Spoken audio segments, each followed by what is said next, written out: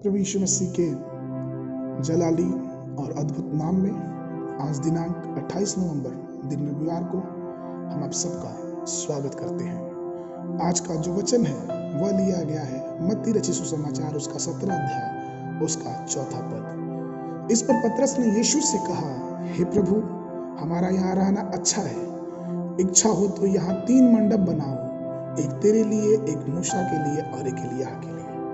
प्रभु मेरे प्रिय लोगों, हम इस घटना को जानते हैं कि किस प्रकार से जब यीशु मसीह अपने चेलों के साथ उस रूपांतरण के पहाड़ पे था और अचानक जब प्रार्थना करते करते बादल ने घेर लिया और प्रभु यीशु मसीह के साथ मूसा और एलिय्याह प्रकट हुए और वो यीशु मसीह से बात करने लगे। इन सब बातों को देख के पतरस जो कि वहां पे था, उसने प्रभु के सामने अपनी इच्छा जाहिर की कि प्रभु, कितना भला होता कि हम यहीं पे बस जाएं, हम यही रहें, हम यहाँ मिल के 3 मंडप बना लेंगे, 3 तंबू बना लेंगे, एक आपके लिए, एक मूसा के लिए और एक एलिय्याह के लिए।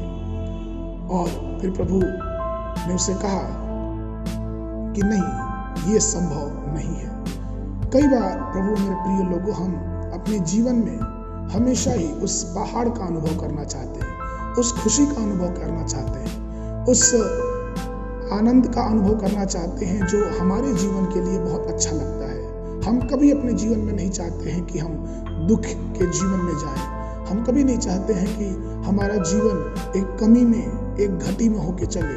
हम कभी नहीं चाहते हैं कि हम उस अनुभव को जो प्रभु यीशु मसीह के साथ हमें मिलता है, हमें अच्छा लगता है, जो हमारे हृदय को प्रसन्न करता है, हम उस अनुभव से कभी दूर नहीं होना चाहते हैं। लेकिन सच्चाई तो यह है कि ऐसा हो नहीं पाता है, ऐसा बिल्कुल नहीं हो पाता है, क्योंकि जब हम इस संसार में हैं तो हर दिन एक समान नहीं होता है। और आपको बताऊं कि जब पतरस ने यहाँ बोला कि ये हमारे लिए अच्छा होता कि हम यहाँ पे 3 मंडप बनाए या 3 तंबू बनाए, तो उसके दिमाग में ये बात घूम रही थी कि कितना ही भला होगा कि हम इसी पहाड़ पे रह जाएं, नीचे जाने की जरूरत नहीं है। नीचे जाएंगे हम, वहाँ रोमी सेना के अंतर्गत अपना जीवन जीते हैं, क्योंकि हमको और आपको मालूम है कि यीशु मसीह के समय में इस्राएल जो देश था वो रोमी साम्राज्य का गुलाम था, और जो भी रोमी सैनिक कहते थे उसे इस्राएली को करना पड़ता था। और दूसरी चीज ये थी कि पतरस को ऐसा लगा कि अगर एलिय्याह भी आ गए, अगर मूसा भी आ गए, तो यीशु मसीह के लिए बड़ा अच्छा होगा। बहुत आसानी से वो रोमी साम्राज्य को यहाँ से मार के और यहाँ से युद्ध करके और इस्राएल देश का यीशु मसीह राजा बन जाएगा।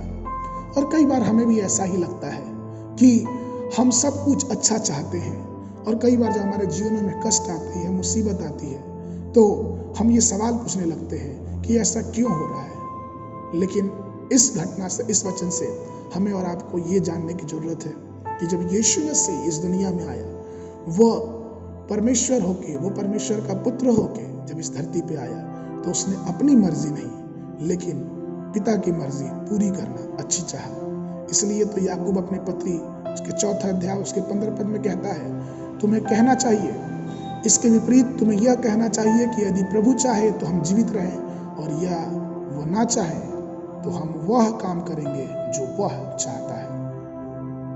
इसीलिए मत्ती उसके 26 और उसके 39 पद में वचन इस प्रकार से कहता है, फिर वह थोड़ा आगे बढ़कर मुंह के बल गिरा और प्रार्थना करने लगा और कहा, हे मेरे पिता, यदि हो सके तो यह कटोरा मुझसे टल जाए, तो भी जैसा मैं नहीं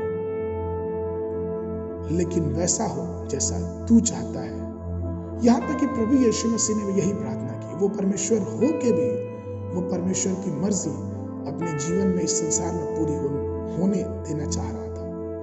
इसलिए आइए हम इस बात को स्मरण करें कि क्या हम उसी मंडप में रहना चाहते हैं, हमेशा ही खुशी का अनुभव करना चाहते हैं। और कई बार जब हमारे जीवन में हम भक्ति में लीन होते हैं, फिर भी अगर मुसीबतें आती हैं, तो हम कई बार प्रभु यीशु मसीह को बुरा भला कहने लगते हैं कि प्रभु आप कहाँ थे।